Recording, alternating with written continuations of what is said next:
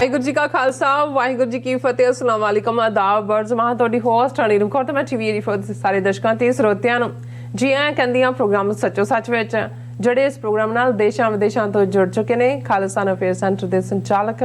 Doctor Amarjit Singh ਦੀ studio 'ਚ ਮੇਰੇ ਨਾਲ ਸ਼ਾਮਿਲ ਨੇ। ਉਹਨਾਂ ਨਾਲ ਗੱਲਬਾਤ ਕਰਕੇ ਅੱਜ ਦੇ ਇਸ਼ੂਜ਼ ਉੱਪਰ ਉਹਨਾਂ ਤੋਂ ਉਹਨਾਂ ਦਾ ਤਬਸਰਾ ਜਾਣਦੇ ਹਾਂ। ਜੀ ਡਾਕਟਰ ਸਾਹਿਬ ਵਾਹਿਗੁਰੂ ਜੀ ਕਾ ਖਾਲਸਾ ਵਾਹਿਗੁਰੂ ਜੀ ਕੀ ਫਤਿਹ। हाँ जी नीलम कौर जी ਤੁਹਾਨੂੰ ਵੀ ਤੇ ਦੁਨੀਆ ਭਰ 'ਚ ਬੈਠੇ ਸਾਡੇ ਬਹੁਤ ਹੀ ਪਿਆਰੇ ਸੋਹਣੇ ਸਿਆਣੇ ਟੀਵੀ 84 ਦੇ ਵਿਊਅਰਸ ਨੂੰ ਵੀ ਵਾਹਿਗੁਰੂ ਜੀ ਕਾ ਖਾਲਸਾ ਵਾਹਿਗੁਰੂ ਜੀ ਕੀ ਫਤਿਹ ਤੇ ਸਾਡੇ ਬਹੁਤ ਹੀ ਪਿਆਰੇ ਮੁਸਲਮਾਨ ਭੈਣਾਂ ਭਰਾਵਾਂ ਨੂੰ अस्सलाम वालेकुम। जी डॉक्टर साहब जी आनू प्रोग्राम सच्चो सच विच बहुत शुक्रिया जी। डॉक्टर साहब आज 7 मार्च 2023 24 फग्गन नानकशाही संमत 554 ਦਾ ਦਿਨ ਹੈ ਤੇ ਡਾਕਟਰ ਸਾਹਿਬ ਪ੍ਰੋਗਰਾਮ ਸ਼ੁਰੂ ਕਰਨ ਤੋਂ ਪਹਿਲਾਂ ਅਸੀਂ ਪ੍ਰਦਰਸ਼ਕਾਂ ਤੇ ਸਰੋਤਿਆਂ ਨੂੰ ਹਮੇਸ਼ਾ ਤਰ੍ਹਾਂ ਦੱਸਿਓ ਵਿਊਅਰਸ ਜੇ ਤੁਸੀਂ ਹੱਕ ਸੱਚ ਇਨਸਾਫ ਤੇ ਪੈਰਾ ਦਿਨ ਦਾ ਇੱਕੋ ਇੱਕ ਚੈਨਲ ਟੀਵੀ 84 ਨੂੰ ਦੇਖਣਾ ਚਾਹੁੰਦੇ ਹੋ ਤਾਂ ਤੁਸੀਂ ਦੇਖ ਸਕਦੇ ਸਪੈਕਟਰਮ ਕੇਬਲ ਆਰਸੀਐਨ ਕੇਬਲ ਬੈਲਫੈਮ cable Canada roku Jadoo box ਸ਼ਾਵਾ ਫੇਸਬੁੱਕ ਟੀਵੀ 84 ਦੀ ਐਪ ਰਾਹੀਂ online streaming and IP box ਤੇ ਤੁਸੀਂ ਟੀਵੀ 84 ਨੂੰ ਦੇਖ ਸਕਦੇ ਹੋ। ਵਿਊਅਰਸ ਜੇ ਤੁਸੀਂ ਟੀਵੀ 84 ਨਾਲ ਜਾਂ ਪ੍ਰੋਗਰਾਮ ਸੱਚੋ ਸੱਚ ਨਾਲ ਫੇਸਬੁੱਕ ਰਾਹੀਂ ਜੁੜੇ ਤਾਂ ਵੱਧ ਤੋਂ ਵੱਧ ਲਾਈਕ ਕਰੋ ਤੇ ਸ਼ੇਅਰ ਕਰੋ ਅਤੇ ਨਾਲ ਹੀ YouTube ਤੇ ਸਬਸਕ੍ਰਾਈਬ ਵੀ ਕਰੋ। ਇਹ ਵੀ ਦੱਸ ਦਿਓ ਕਿ ਤੁਸੀਂ ਟੀਵੀ 84 ਦੀ ਐਪ ਨੂੰ ਐਂਡਰੋਇਡ ਐਂਡ ਐਪ ਸਟੋਰ ਤੇ ਡਾਊਨਲੋਡ ਕਰਕੇ ਜੋ ਟੀਵੀ 84 ਦੀ ਲਾਈਵ ਸਟ੍ਰੀਮ ਹੈ ਇਸ ਨੂੰ ਤੁਸੀਂ 24 ਆਵਰਸ ਦੇਖ ਸਕਦੇ ਹੋ। ਸੋ ਵਿਊਅਰਸ ਪ੍ਰੋਗਰਾਮ ਦੀ ਸ਼ੁਰੂਆਤ ਕਰਨ ਜਾ ਰਹੇ ਹਾਂ ਇਹਦੀ ਸਪਾਂਸਰਸ਼ਿਪ ਦੇ ਹਵਾਲੇ ਨਾਲ ਕਿ ਅੱਜ ਦੇ ਪ੍ਰੋਗਰਾਮ ਸੱਚੋ ਸੱਚ ਨੂੰ ਸਪਾਂਸਰ ਕੀਤਾ ਗਿਆ ਹੈ ਟੋਰਾਂਟੋ ਤੋਂ ਸਰਦਾਰ ਕੁਲਦੀਪ ਸਿੰਘ ਜੋਰਾ ਵੱਲੋਂ। ਸੋ ਇਹਨਾਂ ਨੇ ਕਿਹਾ ਹੈ ਕਿ ਸਾਨੂੰ ਹਿੰਦੂਤਵੀਆਂ ਦੇ ਜਿਹੜਾ ਝੂਠ ਹੈ ਸਾਹਮਣੇ ਆਪਣਾ ਬਿਰਤਾਂਤ ਹੋਰ ਮਜ਼ਬੂਤ ਕਰਨ ਦੀ ਲੋੜ ਹੈ। ਅਜੇ ਅਸੀਂ ਆਪਣਿਆਂ ਨੂੰ ਹੀ ਨਾਲ ਨਹੀਂ ਲੈ ਸਕੇ ਦੂਜਿਆਂ ਨੇ ਕਿੱਥੇ ਸਾਡੇ ਤੋਂ ਪ੍ਰਭਾਵਿਤ ਹੋਣਾ ਹੈ। ਸੋ ਬਹੁਤ ਜ਼ਿਆਦਾ ਕੰਮ ਕਰਨ ਦੀ ਲੋੜ ਹੈ ਅਤੇ ਸਥਿਤੀ ਬਦ ਤੋਂ ਬਦਤਰ ਹੁੰਦੀ ਜਾ ਰਹੀ ਹੈ। ਹੋਰ ਨਹੀਂ ਤਾਂ ਘੱਟੋ ਘੱਟ ਆਪਣੀ ਜ਼ਿੰਮੇਵਾਰੀ ਪਹਿਚਾਨੀਏ ਟੀਵੀ 84 ਦੀ ਵੱਧ ਤੋਂ ਵੱਧ ਮਦਦ ਕਰੀਏ। ਸੋ ਅੱਜ ਦੀ ਸਪਾਂਸਰਸ਼ਿਪ ਲਈ ਅਸੀਂ ਵੀਰ ਕੁਲਦੀਪ ਸਿੰਘ ਜੀ ਹੋਰਾਂ ਦਾ ਤਹਿ ਦਿਲ ਤੋਂ ਧੰਨਵਾਦ ਕਰਦੇ ਹਾਂ ਔਰ ਤੁਹਾਨੂੰ ਵੀ ਅਪੀਲ ਤੇ ਬੇਨਤੀ ਕਰਦੇ ਹਾਂ ਕਿ ਤੁਸੀਂ ਪ੍ਰੋਗਰਾਮ ਸੱਚੋ ਸੱਚ ਨੂੰ ਵੱਧ ਤੋਂ ਵੱਧ ਸਪਾਂਸਰ ਕਰੋ। ਸਪਾਂਸਰਸ਼ਿਪ ਲਈ ਤੁਸੀਂ ਕਾਲ ਕਰ ਸਕਦੇ ਹੋ 5166619184 ਤੁਸੀਂ ਸਾਨੂੰ ਈਮੇਲ ਵੀ ਕਰ ਸਕਦੇ ਹੋ info@tv84.tv ਤੇ ਤੁਸੀਂ ਸਾਨੂੰ ਸੇਮ ਨੰਬਰ ਤੇ WhatsApp ਵੀ ਕਰ ਸਕਦੇ ਹੋ। ਸੋ ਵਿਊਅਰਸ ਪਹਿਲੇ ਸੈਗਮੈਂਟ ਵਿੱਚ ਗੱਲਬਾਤ ਕਰਨ ਜਾ ਰਹੇ ਹਾਂ ਕਿ ਅੱਜ ਵਰਲਡ ਸਿੱਖ ਪਾਰਲੀਮੈਂਟ ਦਾ ਇੱਕ ਡੈਲੀਗੇਸ਼ਨ ਜਿਹੜੀ ਹੈ ਯੂਕਰੇਨੀਅਨ ਮੈਂਬਰ ਪਾਰਲੀਮੈਂਟ ਅਤੇ ਹੋਰ ਉੱਚ ਅਧਿਕਾਰੀਆਂ ਨੂੰ ਮਿਲਿਆ ਔਰ ਲਗਭਗ 1 ਘੰਟੇ ਦੀ ਇਸ ਮੁਲਾਕਾਤ ਵਿੱਚ ਸਿੱਖ ਡੈਲੀਗੇਸ਼ਨ ਨੇ ਯੂਕਰੇਨ ਦੇ ਹਿਊਮੈਨਿਟੇਰੀਅਨ ਕ੍ਰਾਈਸਿਸ ਸੰਬੰਧੀ ਜਿਹੜੀ ਹੈ ਹਮਦਰਦੀ ਜਿਹੜੀ ਹੈ ਜਤਾਈ ਅਤੇ ਇਸ ਖੇਤਰ ਵਿੱਚ ਅੱਗੂ ਹੋਰ ਮਦਦ ਕਰਨ ਦਾ ਜਿਹੜਾ ਭਰੋਸਾ ਦਿੱਤਾ। ਸੋ ਭਾਰਤ ਦੀ ਦੋਗਲੀ ਨੀਤੀ ਅਤੇ ਭਾਰਤ ਵੱਲੋਂ ਘੱਟ ਗਿਣਤੀਆਂ ਨਾਲ ਕੀਤਾ ਜਾ ਰਿਹਾ ਇਹ ਜਿਹੜਾ ਵਰਤਾਰਾ ਵੀ ਵਿਚਾਰ ਚਰਚਾ ਦਾ ਵਿਸ਼ਾ ਜਿਹੜਾ ਉਹ ਬਣਿਆ। ਸੋ ਇਸ ਬਾਰੇ ਆਪਾਂ ਗੱਲਬਾਤ ਕਰਨ ਜਾ ਰਹੇ ਹਾਂ। ਸੋ ਅਸੀਂ ਚਾਹਾਂਗੇ ਕਿ ਤੁਸੀਂ ਇਸੇ ਤਰ੍ਹਾਂ ਬਣੇ ਰਹਿਣਾ ਦੇਖਣ ਸੁਣ ਲਈ ਤੁਹਾਡਾ ਬਹੁਤ ਬਹੁਤ ਸ਼ੁਕਰੀਆ। ਜੀ ਡਾਕਟਰ ਸਾਹਿਬ ਕੀ ਕਹਿਣਾ ਚਾਹੋਗੇ? ਦੇਖੋ ਸਭ ਤੋਂ ਪਹਿਲਾਂ ਤਾਂ ਅਸੀਂ ਆਪਣੇ ਸਮੁੱਚੇ ਵਿਊਅਰਸ ਦਾ ਸ਼ੁਕਰੀਆ ਅਦਾ ਕਰਦੇ ਹਾਂ ਕਿ ਕੱਲ੍ਹ ਦੇ ਪ੍ਰੋਗਰਾਮ ਨੂੰ ਬਹੁਤ ਭਰਵਾਂ ਹੁੰਗਾਰਾ ਮਿਲਿਆ। ਓਵਰਆਲ ਸਾਡਾ 1.5 ਘੰਟੇ ਤੋਂ ਵੀ ਜਿਹੜਾ ਹੁਣ ਜ਼ਿਆਦਾ ਟਾਈਮ ਦਾ ਹੋ ਜਾਂਦਾ ਹੈ ਪ੍ਰੋਗਰਾਮ ਅੱਛਾ ਉਸ ਨੂੰ ਬਹੁਤ ਵੱਡੀ ਗਿਣਤੀ ਦੇ ਵਿੱਚ ਵਿਊਅਰਸ ਨੇ ਸਰਾਹਿਆ ਕਾਮੈਂਟ ਵੀ ਕੀਤੇ ਔਰ ਸਾਡਾ ਲਾਸਟ ਸੈਗਮੈਂਟ ਜਿਹੜਾ ਖਾਸ ਤੌਰ ਤੇ ਭਾਈ ਅੰਮ੍ਰਿਤਪਾਲ ਸਿੰਘ ਹੋਰਾਂ ਦੇ ਕੇਸ ਨੂੰ ਰਿਪਰੈਜ਼ੈਂਟ ਕਰਦਾ ਸੀ ਕਿਉਂਕਿ ਖਾਸ ਤੌਰ ਤੇ ਜਿਵੇਂ ਭਾਈ ਗੁਰਦੀਪ ਸਿੰਘ ਖੇੜਾ ਜਿਹੜੇ 32 ਸਾਲ ਬਾਅਦ ਜਿਹੜੇ ਨੇ ਪੈਰੋਲ ਤੇ ਆਏ ਨੇ ਵਿੱਚ ਵਿਚਾਲੇ ਪੈਰੋਲ ਤੇ ਆਉਂਦੇ ਰਹੇ ਉਹਨਾਂ ਦਾ ਵਿਆਹ ਵੀ ਹੋਇਆ ਉਸੇ ਪੈਰੋਲ ਦੇ ਦੌਰਾਨ ਪਰ ਉਹਨਾਂ ਨੇ ਜਿਸ ਕਿਸਮ ਦੀ ਸ਼ਬਦਾਵਲੀ ਭਾਈ ਅੰਮ੍ਰਿਤਪਾਲ ਸਿੰਘ ਹੋਰਾਂ ਦੀ ਵਰਤੀ ਔਰ ਕੁੱਲ ਮਿਲਾ ਕੇ ਵੀ ਜਿਹੜਾ ਇਸ਼ੂ ਹੈ ਉਸ ਨੂੰ ਨੈਗੇਟ ਕਰਨ ਦੀ ਕਿਤੇ ਨਾ ਕਿਤੇ ਕੋਸ਼ਿਸ਼ ਹੁੰਦੀ ਹੈ। ਹਾਲਾਂਕਿ ਇਸ ਦੇ ਉੱਤੇ ਕੋਈ ਹਿਰਖ ਨਹੀਂ ਹੋਣਾ ਚਾਹੀਦਾ ਜਾਂ ਸ਼ਿਕਵਾ ਨਹੀਂ ਹੋਣਾ ਚਾਹੀਦਾ ਕਿਉਂਕਿ ਜੇਲ੍ਹ ਦੇ ਅੰਦਰ ਰਹਿੰਦਿਆਂ ਜਿਹੜਾ ਬਹੁਤ ਕੁਝ ਬਦਲਦਾ ਹੈ ਔਰ ਇਸ 'ਚ ਵੀ ਕੋਈ ਸ਼ੱਕ ਨਹੀਂ ਹੈ ਕਿ ਬ੍ਰਿਟਿਸ਼ ਪੀਰੀਅਡ ਤੋਂ ਲੈ ਕੇ ਹੁਣ ਤੱਕ ਵੀ ਦੁਨੀਆ ਭਰ ਦੀਆਂ ਜੇਲ੍ਹਾਂ 'ਚ ਜਿਹੜੀ ਸਭ ਤੋਂ ਸਖਤ ਸਜ਼ਾ ਹੁੰਦੀ ਹੈ ਉਹਨੂੰ ਸੋਲੀਟਰੀ ਕਨਫਾਈਨਮੈਂਟ ਕਹਿੰਦੇ ਨੇ ਅੰਗਰੇਜ਼ੀ ਦੇ ਵਿੱਚ ਔਰ ਉੱਥੋਂ ਦੀਆਂ ਜੇਲ੍ਹਾਂ 'ਚ ਕਹਿੰਦੇ ਨੇ ਚੱਕੀ ਬੰਦ। ਚੱਕੀ ਬੰਦ ਦਾ ਮਤਲਬ ਹੁੰਦਾ ਹੈ ਵੀ ਤੁਸੀਂ ਬਾਕੀ ਸਾਰੇ ਪ੍ਰਿਜ਼ਨਰਸ ਨਾਲੋਂ ਵੀ ਨਖੇੜ ਕੇ ਤੁਸੀਂ ਉਹਨੂੰ ਇਕੱਲੇ ਇੱਕ ਥਾਂ ਤੇ ਰੱਖ ਦਿੰਦੇ ਹੋ ਔਰ ਉਹਨੂੰ ਰੋਟੀ ਪਾਣੀ ਸਭ ਕੁਝ ਮਿਲਦਾ ਪਰ ਇਕੱਲੇ ਰਹਿਣਾ ਹੀ ਆਪਣੇ ਆਪ ਦੇ ਵਿੱਚ ਇੱਕ ਵੱਡੀ ਜਿਹੜੀ ਹੈ ਬਿਮਾਰੀ ਬਣ ਜਾਂਦਾ ਹੈ ਔਰ ਇਹ ਠੀਕ ਹੈ। ਇਸ ਕਿਸਮ ਦੇ ਵਾਕਿਆਤ ਜਦੋਂ ਅਸੀਂ ਭਾਈ ਸਾਹਿਬ ਭਾਈ ਰਣਧੀਰ ਸਿੰਘ ਜਿਨ੍ਹਾਂ ਨੇ ਕਿਸੇ ਜਦੋਂ ਅਸੀਂ ਕਰਤਾਰ ਸਿੰਘ ਸਰਾਭਾ ਔਰ ਉਸ ਦੌਰ ਦੀ ਗਦਰ ਲਹਿਰ ਦਾ ਜ਼ਿਕਰ ਕਰਦੇ ਤਾਂ ਫਿਰ ਉਹ ਵਿਰਲੀਆਂ ਸ਼ਖਸੀਅਤਾਂ ਹੁੰਦੀਆਂ ਨੇ ਭਾਈ ਸਾਹਿਬ ਭਾਈ ਰਣਧੀਰ ਸਿੰਘ ਜਿਨ੍ਹਾਂ ਨੇ ਜਿਹੜੇ ਉਸ ਮੂਵਮੈਂਟ ਦੀ ਵੀ ਰੂਹੇ ਰਵਾਂ ਸੀ ਔਰ ਜਦੋਂ ਉਹਨਾਂ ਨੂੰ ਉਮਰ ਕੈਦ ਦੀ ਲਾਹੌਰ ਕੰਸਪੀਰੇਸੀ ਕੇਸ 2 ਦੇ ਵਿੱਚ ਉਮਰ ਕੈਦ ਦੀ ਸਜ਼ਾ ਹੋਈ ਤੇ ਜ਼ਾਹਰ ਹੈ ਹਜ਼ਾਰੀ ਬਾਗ ਬਿਹਾਰ ਦੇ ਵਿੱਚ ਔਰ ਫਾਰ ਆਫ ਥਾਵਾਂ ਦੇ ਉੱਤੇ ਦੂਰ ਦੁਰਾਡੇ ਉਹਨਾਂ ਨੂੰ ਰੱਖਿਆ ਗਿਆ ਔਰ ਉਹ ਕਿਉਂਕਿ ਆਪਣੇ ਖਾਲਸਾਈ ਪਰੰਪਰਾ ਮੁਤਾਬਕ ਆਪਣੇ ਪ੍ਰਸ਼ਾਦੇ ਵੀ ਆਪ ਸਜਾਉਣਾ ਚਾਹੁੰਦੇ ਸੀ ਜੋ ਜੇਲ੍ਹਾਂ ਦੇ ਵਿੱਚ ਉਦੋਂ ਸਹੂਲਤਾਂ ਨਹੀਂ ਸੀ ਕਕਾਰਾਂ ਨੂੰ ਲੈ ਕੇ ਵੀ ਸੀ ਔਰ ਇਸ ਲਈ ਉਹਨਾਂ ਦਾ ਜਿਹੜਾ ਉਹ ਮੋਰਚਾ ਲੱਗਾ ਹੀ ਰਹਿੰਦਾ ਸੀ ਕਿਉਂਕਿ ਉਹ ਖਾਣ ਪਾਣ ਛੱਡ ਦਿੰਦੇ ਸੀ ਔਰ ਉਹਨਾਂ ਹਾਲਾਤਾਂ 'ਚ ਜਦੋਂ ਬਹੁਤ ਵਾਰ ਉਹਨਾਂ ਦੇ ਉੱਚ ਅਧਿਕਾਰੀ ਜੇਲ੍ਹ ਸੁਪਰਡੈਂਟ ਤੋਂ ਵੀ ਉੱਪਰ ਜਿਹੜੇ ਲੋਕ ਇਨਕੁਆਇਰੀ ਜਾਂ ਦੂਜੇ ਲਈ ਆਉਂਦੇ ਸੀ ਤੇ ਉਹ ਉਹਨਾਂ ਦੀ ਜਿਹੜੀ ਸ਼ਖਸੀਅਤ ਸੀ ਕਿਉਂਕਿ ਉਹ ਚੱਤੇ ਪੈਰ ਬਾਣੀ ਨਾਲ ਜੁੜੀ ਹੋਈ ਰੂਹ ਸੀ ਗੋਡ ਇੰਟੌਕਸੀਕੇਟਡ ਇਹ ਲਫ਼ਜ਼ ਭਾਈ ਸਰ ਕਪੂਰ ਸਿੰਘ ਹੋਰਾਂ ਨੇ ਭਾਈ ਸਾਹਿਬ ਲਈ ਵਰਤੇ ਸੀ ਕਿਤੇ ਲਿਖਤ ਦੇ ਵਿੱਚ ਔਰ ਉਹ ਹੈਰਾਨ ਹੁੰਦੇ ਸੀ ਕਿ ਵੀ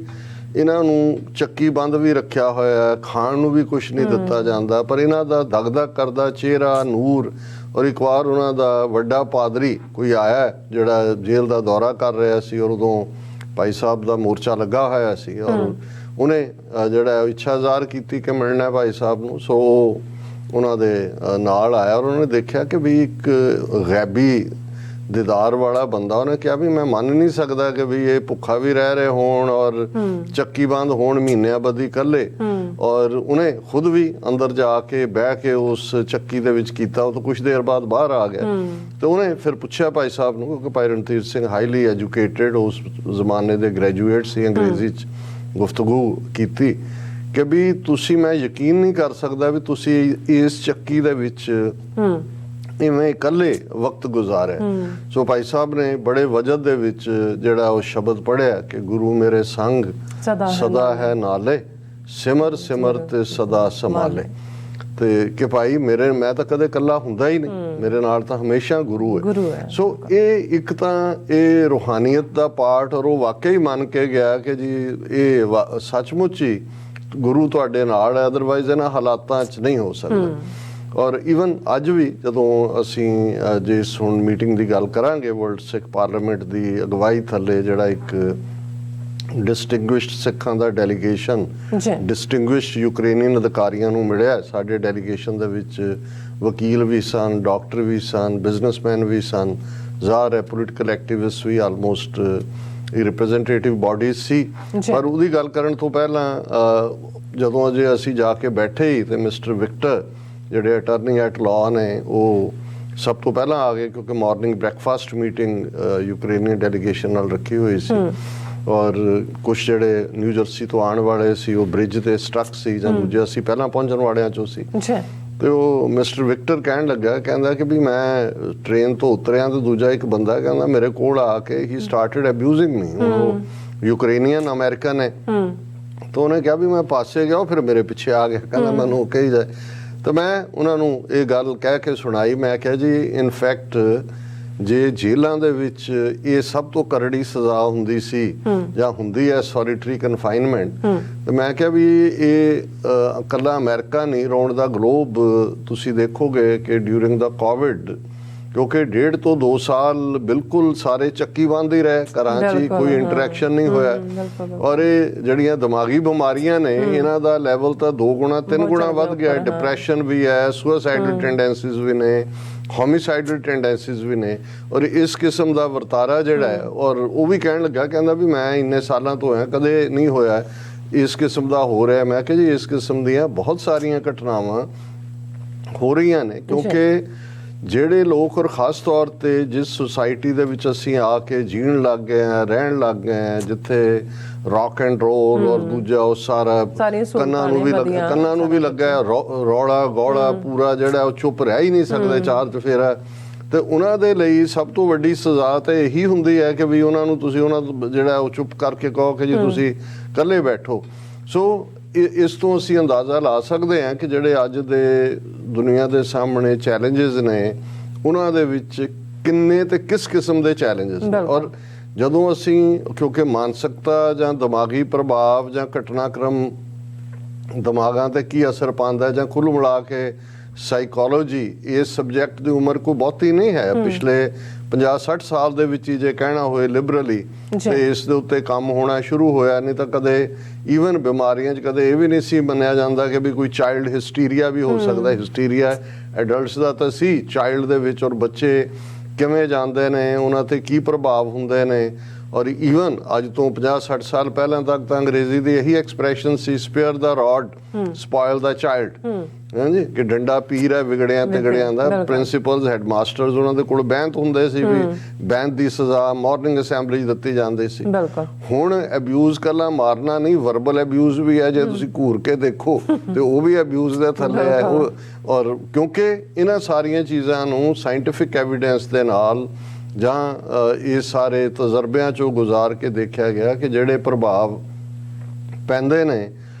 ਇਸ ਕਿਸਮ ਦੇ ਨਾਲ, ਉਹ ਕਿੰਨੇ ਡੂੰਘੇ ਪ੍ਰਭਾਵ ਹੁੰਦੇ ਨੇ ਔਰ ਉਹ ਕਿਵੇਂ ਤੈ ਜੀਵਨ ਸ਼ਖਸੀਅਤ ਨੂੰ ਡਿਸਾਈਡ। ਚਾਈਲਡ ਅਬਿਊਜ਼ ਅਦਰਵਾਈਜ਼ ਜਿਹੜੇ ਬਾਕੀ ਤਰੀਕੇ ਨੇ ਉਹ ਤਾਂ ਉਹਨਾਂ ਦੇ ਲਈ ਕਦੇ ਵੀ ਨਾ ਭੁੱਲਣ ਵਾਲਾ ਤਜਰਬਾ ਹੁੰਦੇ ਨੇ। ਹੁਣ ਇਸ ਸਾਰੇ ਦੇ ਚਲਦਿਆਂ ਜਿਹੜੀਆਂ ਕੌਮਾਂ ਲਗਾਤਾਰਤਾ ਦੇ ਨਾਲ ਵਾਰ ਸਿਚੁਏਸ਼ਨ 'ਚ ਨੇ, ਪਰਸੀਕਿਊਸ਼ਨ ਦੀ ਸਿਚੁਏਸ਼ਨ 'ਚ ਨੇ, ਕਿਉਂਕਿ ਮੈਂ ਜਦੋਂ ਹੁਣ ਇਹ ਗੱਲ ਕਰ ਰਿਹਾ ਤੇ ਮੇਰੇ ਸਾਹਮਣੇ ਇੱਕ ਵੱਡਾ ਉਹ ਹੋਰਾਈਜ਼ਨ ਹੈ। ਕਿਉਂਕਿ ਬੇਸ਼ੱਕ ਅਸੀਂ ਜਦੋਂ ਯੂਕਰੇਨ ਦੇ ਵਿੱਚ ਜੋ ਕ੍ਰਾਈਸਿਸ ਪਿਛਲੇ ਫਰਵਰੀ 2022 ਤੋਂ ਸ਼ੁਰੂ ਹੋਇਆ, ਜਦੋਂ ਕਿ ਰੂਸ ਨੇ ਉਹਨਾਂ ਦੇ ਈਸਟਰਨ ਪ੍ਰੋਵਿੰਸਿਸ ਤੇ ਅਟੈਕ ਕੀਤਾ, ਹਾਲਾਂਕਿ ਕ੍ਰਾਈਸਿਸ ਪੋਲੀਟੀਕਲੀ ਤਾਂ 2014 ਤੋਂ ਜਦੋਂ ਕ੍ਰਾਈਮੀਆ ਦੇ ਉੱਤੇ ਉਹਨੇ ਐਨੈਕਸ ਕੀਤਾ, ਉਹ ਵੀ ਹਿੱਸਾ ਸੀ ਯੂਕਰੇਨ ਦਾ। ਔਰ ਉਸ ਸਾਰੇ ਦੇ ਚਲਦਿਆਂ ਹੁਣ ਜਿਸ ਲੈਵਲ ਤੱਕ ਇਹ ਗੱਲ ਗਈ ਹੈ ਔਰ 4-5 ਮਿਲੀਅਨ ਲੋਕ ਮੁਲਕ ਛੱਡ ਕੇ ਨਿਕਲ ਗਏ, ਕਿਹਨਾਂ ਹਾਲਾਤਾਂ 'ਚ ਨੇ, ਔਰ ਇੰਨੇ ਹੀ ਜਿਹੜੇ ਨੇ ਇੰਟਰਨਲੀ ਡਿਸਪਲੇਸਡ ਪਰਸਨਸ ਨੇ, ਜਿਨ੍ਹਾਂ ਦੇ ਲਈ ਯੂਨਾਈਟਿਡ ਨੇਸ਼ਨਸ ਦੀ ਟਰਮ IDP ਹੈ, ਇੰਟਰਨਲੀ ਡਿਸਪਲੇਸਡ ਪਰਸਨਸ। ਉਹਨਾਂ ਚੋਂ ਅੱਗੋਂ ਕਿਸ ਕਿਸਮ ਦੇ ਮਾਹੌਲ ਚੋਂ ਗੁਜ਼ਰਦੇ ਨੇ। ਗੱਲ ਸਿਰਫ ਰੋਟੀ ਔਰ ਸ਼ੈਲਟਰ ਦੀ ਨਹੀਂ ਹੁੰਦੀ। ਜਿਹੜੇ ਬੱਚਿਆਂ ਦੀ ਸਕੂਲਿੰਗ ਟੁੱਟ ਗਈ ਉਸ ਟਾਰਚਰ ਚੋਂ, ਜਿਨ੍ਹਾਂ ਨੇ ਬੰਬ ਡਿੱਗਦੇ ਦੇਖੇ, ਗੋਲੀਆਂ ਚੱਲਦੀਆਂ ਦੇਖੀਆਂ, ਉਹ ਸਾਰੇ ਚੋਂ ਡੈਡ ਬਾਡੀਜ਼ ਚੋਂ ਨਿਕਲ ਕੇ ਆਏ। ਔਰ ਦੂਸਰਾ ਉਹਨਾਂ ਦੇ ਵਿੱਚ ਕੀ ਇੰਪੈਕਟ, ਕੀ ਪ੍ਰਭਾਵ ਹੋਣਗੇ। ਸੋ ਹਰ ਸਮੱਸਿਆ ਦੀ ਜਦੋਂ ਅਸੀਂ ਗੱਲ ਕਰਦੇ ਹਾਂ, ਇੱਕ ਜ਼ਾਹਰ ਹੈ ਉਸ ਦਾ ਪੋਲੀਟੀਕਲ ਆਸਪੈਕਟ ਹੈ। ਪੋਲੀਟੀਕਲ ਆਸਪੈਕਟ 'ਚ ਠੀਕ ਜਾਂ ਗਲਤ ਇਹ ਡਿਬੇਟ ਹਰ ਇੱਕ ਦੇ ਆਪਣੇ ਇੰਟਰਸਟ ਤੇ ਡਿਪੈਂਡ ਕਰਦੀ ਹੈ ਕਿ ਉਹਨੂੰ ਕੀ ਠੀਕ ਲੱਗਦਾ। ਲੇਕਿਨ ਜਦੋਂ ਅਸੀਂ ਹਿਊਮੈਨਿਟੇਰੀਅਨ ਕ੍ਰਾਈਸਿਸ ਕਹਿੰਦੇ ਹਾਂ ਜਾਂ ਇਨਸਾਨੀ ਕ੍ਰਾਈਸਿਸ ਕਹਿੰਦੇ ਹਾਂ, ਉੱਥੇ ਆ ਕੇ ਰੇਸ, ਕਲਰ, ਰਿਲੀਜਨ, ਜਿਓਗ੍ਰਾਫੀ ਜਾਂ ਉਮਰ ਕੋਈ ਮੈਟਰ ਨਹੀਂ ਕਰਦੀ। ਉਹ ਤਾਂ ਇਨਸਾਨੀ ਪੀੜ ਹੈ, ਇਨਸਾਨੀ ਕ੍ਰਾਈਸਿਸ ਹੈ। ਭੁੱਖ ਹੀ ਹੈ। ਉਹ ਈਸਟ ਦੇ ਬੰਦੇ ਨੂੰ ਲੱਗੇ, ਵੈਸਟ ਦੇ ਨੂੰ ਲੱਗੇ, ਨਾਰਥ ਦੇ ਨੂੰ ਲੱਗੇ, ਸਾਊਥ ਦੇ ਨੂੰ ਲੱਗੇ, ਕਾਲਾ, ਗੋਰਾ, ਪੀਲਾ, ਕਿਸੇ ਵੀ ਰੇਸ, ਕਿਸੇ ਵੀ ਸ਼ਕਲ ਦਾ, ਕਿਸੇ ਵੀ ਸਕਿਨ ਕਲਰ ਦਾ ਹੋਏ, ਉਹਨਾਂ ਦਾ ਉਹ ਕ੍ਰਾਈਸਿਸ। ਔਰ ਇਸੇ ਲਈ ਜਦੋਂ ਯੂਨਾਈਟਿਡ ਨੇਸ਼ਨਸ ਵਰਗੀ ਸੰਸਥਾ ਹੋਂਦ ਦੇ ਵਿੱਚ ਆਈ, ਔਰ ਬੇਸ਼ੱਕ ਜੇ ਪੋਲੀਟੀਕਲੀ ਕਹਿਣਾ ਹੋਏ, ਉਹ ਤਾਂ ਅਕਸਰ ਜਿਵੇਂ ਮੇਰੀ ਇਹ ਸਟੇਟਮੈਂਟ ਹੁੰਦੀ ਹੈ ਕਿ ਵੀ ਇਟਸ ਏ ਗਟਲੈਸ, ਸਪਾਈਨਲੈਸ, ਟੁਥਲੈਸ ਔਰਗ, ਕਿ ਨਾ ਇਹਦੀ ਗੱਟ ਹੈ, ਨਾ ਸਪਾਈਨ ਹੈ, ਨਾ ਇਹਦੇ ਦੰਦ ਨੇ। ਲੇਕਿਨ ਇਹ ਕ੍ਰੈਡਿਟ ਦੇਣਾ ਬਣਦਾ ਹੈ ਕਿ ਭਾਈ ਦੁਨੀਆ ਦੇ ਵਿੱਚ ਜਿੱਥੇ ਵੈਕਸੀਨੇਸ਼ਨ ਪ੍ਰੋਗਰਾਮ ਆਏ, ਉਹ ਪੋਲੀਓ ਦੀਆਂ ਡੋਜ਼ਿਸ ਰਾਹੀਂ ਦੁਨੀਆ 'ਚ ਪੋਲੀਓ ਦਾ ਪ੍ਰਭਾਵ ਘਟਾਉਣਾ, ਸਮਾਲ ਪੌਕਸ ਵੈਕਸੀਨੇਸ਼ਨ ਨੇ ਸਾਡੇ ਪਲੈਨਟ ਤੋਂ ਚੇਚਕ ਨੂੰ ਖਤਮ ਕਰ ਦਿੱਤਾ ਹੈ। ਔਰ ਇਹ ਸਾਰਾ ਮੈਡੀਕਲ ਫੀਲਡ ਦੇ ਵਿੱਚ, ਹਾਲਾਂਕਿ ਅਫਰੀਕਨ ਕੰਟਰੀਜ਼ ਦੇ ਵਿੱਚ ਜਾਂ ਲੈਟਿਨ ਅਮਰੀਕਾ ਦੇ ਵਿੱਚ ਬਹੁਤ ਸਾਰੀ ਹੈਲਪ ਦੀ ਲੋੜ ਹੈ। ਦੂਸਰੇ ਪਾਸੇ ਅਸੀਂ ਦੇਖਦੇ ਹਾਂ ਫੂਡ ਕ੍ਰਾਈਸਿਸ। ਅੱਜ ਤੋਂ ਕੁਝ ਡੈਕੇਡ ਪਹਿਲਾਂ, ਈਵਨ ਸੈਕੰਡ ਵਰਲਡ ਵਾਰ ਤੱਕ ਵੀ, 1945 ਤੱਕ ਦੇ ਪੀਰੀਅਡ ਦੀ ਗੱਲ ਕਰੀਏ, ਸਾਡੇ ਆਪਣੇ ਸੂਬੇ ਬੰਗਾਲ ਦੇ ਵਿੱਚ, ਸਬ ਕੰਟੀਨੈਂਟ ਦੇ ਵਿੱਚ ਲੱਖਾਂ ਲੋਕ ਭੁੱਖ ਨਾਲ ਮਰ ਗਏ ਸੀ, ਅਕਾਲ ਨਾਲ, ਕਿਉਂਕਿ ਅੰਗਰੇਜ਼ਾਂ ਨੇ ਜਿੰਨਾ ਕੋ ਪ੍ਰੋਡਿਊਸ ਜਾਂ ਦੂਜਾ ਸੀ ਉਹ ਟੁਵਰਡਸ ਫੌਜ ਔਰ ਜਿੱਥੇ ਸੀ ਉਹਨਾਂ ਵੱਲ ਡਾਈਵਰਟ ਕਰਤਾ ਸੀ। ਲੋਕਲ ਮਾਰਕੀਟ 'ਚੋਂ ਫੂਡ ਗਾਇਬ ਹੋ ਗਿਆ, ਭੁੱਖ ਨਾਲ ਮਰ ਗਏ 4 ਚੁਫੇਰੇ, ਲਾਸ਼ਾਂ ਹੀ ਲਾਸ਼ਾਂ ਸੀ। ਲੇਕਿਨ ਯੂਨਾਈਟਿਡ ਨੇਸ਼ਨਸ ਬਣਨ ਤੋਂ ਬਾਅਦ ਅਸੀਂ ਇਹ ਦੇਖਦੇ ਹਾਂ ਕਿ ਬੇਸ਼ੱਕ ਇੱਕ ਪੀਰੀਅਡ ਸੀ 60s, ਜਦੋਂ ਅਜੇ ਦੁਨੀਆ ਦੀ ਫੂਡ ਨੀਡ ਪੂਰੀ ਨਹੀਂ ਸੀ ਹੋਈ, ਉਦੋਂ ਜਿਹੜੇ ਦੁਨੀਆ 'ਚ ਜਦੋਂ ਰਾਈਟਿੰਗ ਦੀ ਗੱਲ ਹੁੰਦੀ ਸੀ, ਰਾਈਟਿੰਗ ਫਾਰ ਫੂਡ, ਕਿ ਈਵਨ ਜਦੋਂ ਯੂਨਾਈਟਿਡ ਨੇਸ਼ਨਸ ਜਾਂ ਦੂਸਰਿਆਂ ਵੱਲੋਂ ਫੂਡ ਸਪਲਾਈ ਜਾਂ ਦੂਜਾ ਹੁੰਦੇ ਸੀ ਤੇ ਲੋਕ ਲੜਦੇ ਸੀ, ਇੱਕ ਦੂਜੇ ਨੂੰ ਮਾਰਦੇ ਸੀ ਬੋਰੀਆਂ ਚੁੱਕਣ ਦੇ ਲਈ ਜਾਂ ਜਿਹੜਾ ਫੂਡ ਆਈਟਮਸ ਲਿਜਾਣ ਦੇ ਲਈ। ਲੇਕਿਨ ਉਸ ਸਾਰੇ ਦੌਰ 'ਚੋਂ ਲੰਘ ਕੇ ਘੱਟੋ ਘੱਟ ਇਹ ਕ੍ਰੈਡਿਟ ਜ਼ਰੂਰ ਯੂਨਾਈਟਿਡ ਨੇਸ਼ਨਸ ਨੂੰ, ਔਰ ਉਹਦੇ ਨਾਲ ਯੂਨਾਈਟਿਡ ਨੇਸ਼ਨਸ ਇੱਕ ਕੈਰਿੰਗ ਬਾਡੀ ਹੈ, ਪਰ ਇਸ ਦਾ ਜਿਹੜਾ ਸਪੋਰਟ ਬੇਸ ਹੈ ਉਹ NGOs ਨੇ, ਨਾਨ ਗਵਰਨਮੈਂਟਲ ਆਰਗੇਨਾਈਜੇਸ਼ਨਸ। ਔਰ ਇਹ ਵੀ ਦੁਨੀਆ ਦੇ ਅੰਦਰ ਬੇਸ਼ੱਕ ਜੇ ਅਸੀਂ ਇਸਲਾਮ ਦੇ ਹਵਾਲੇ ਨਾਲ ਗੱਲ ਕਰੀਏ ਤੇ ਫਿਰ 2.5% ਆਪਣੀ ਆਮਦਨ ਦਾ ਜ਼ਕਾਤ ਦੇਣਾ ਜਿਹੜਾ ਲੋੜਵੰਦਾਂ ਲਈ ਹੈ, ਉਹ ਇੱਕ ਮੁਸਲਮਾਨ ਦੇ ਲਈ ਫਰਜ਼ ਹੈ। ਸਿੱਖ ਨੁਕਤਾ ਨਿਗਾਹ ਤੋਂ ਗੱਲ ਕਰੀਏ ਤੇ ਫਿਰ ਦਸਵੰਧ ਆਪਣੀ ਕਮਾਈ ਦਾ 10ਵਾਂ ਹਿੱਸਾ ਜਿਹੜਾ ਉਹ ਗਰੀਬ ਕੀ ਰਸਨਾ ਕੋ ਗੁਰੂ ਕੀ ਗੋਲਕ ਜਾਣੋ, ਕਿ ਇਵੇਂ ਕਿ ਗਰੀਬ ਔਰ ਦੀ ਹਰ ਲੋੜਵੰਦ ਦੀ ਪੂਰੀ ਕਰਨਾ। ਇਸੇ ਤਰ੍ਹਾਂ ਹਿੰਦੂਆਂ ਦੇ ਵਿੱਚ ਉਹਨਾਂ ਨੇ ਦਾਨ ਦੀ ਮਹਿਮਾ ਕਹੀ ਹੋਈ ਹੈ, ਕਿਉਂਕਿ ਉਹ ਤਾਂ ਦਾਤਾ ਮੰਗਤਾ ਕਨਸੈਪਟ ਨਾਲ ਜੋੜ ਦਿੰਦੇ ਨੇ। ਸਿੱਖੀ ਜਦੋਂ ਅਸੀਂ ਵੰਡ ਕੇ ਛਕਣਾ ਕਹਿੰਦੇ ਆ ਤੇ ਉਹਦੇ ਚ ਕੋਈ ਦਾਤਾ ਨਹੀਂ ਹੁੰਦਾ, ਕੋਈ ਮੰਗਤਾ ਨਹੀਂ ਹੁੰਦਾ, sharing with the needy, equal sharing ਦੀ ਗੱਲ ਹੈ। ਲੇਕਿਨ ਇਹਨਾਂ ਮੁਲਕਾਂ 'ਚ ਜਿੱਥੇ ਕ੍ਰਿਸਚੀਅਨਿਟੀ 'ਚ ਵੀ, ਔਰ ਇਹਦੇ 'ਚ ਕੋਈ ਦੋ ਰਾਵਾਂ ਨਹੀਂ ਨੇ, ਅੱਜ ਵੀ ਜੇ ਇੰਟਰਨੈਸ਼ਨਲ ਰੈੱਡ ਕਰਾਸ ਔਰ ਦੂਸਰੇ ਤੋਂ ਬਾਅਦ ਦੁਨੀਆ ਭਰ ਦੇ ਵਿੱਚ ਫੂਡ, ਦੂਜੀਆਂ ਤੀਜੀਆਂ ਲੋੜਾਂ ਦੀ ਜੇ ਕੋਈ ਪੂਰਤੀ ਵੱਲ ਸਭ ਤੋਂ ਜ਼ਿਆਦਾ ਉਹਨਾਂ NGOs ਕਿਸੇ ਦੀਆਂ ਨੇ ਤੇ ਉਹ ਕ੍ਰਿਸਚੀਅਨ ਆਰਗੇਨਾਈਜੇਸ਼ਨਸ ਦੀਆਂ। ਅਸੀਂ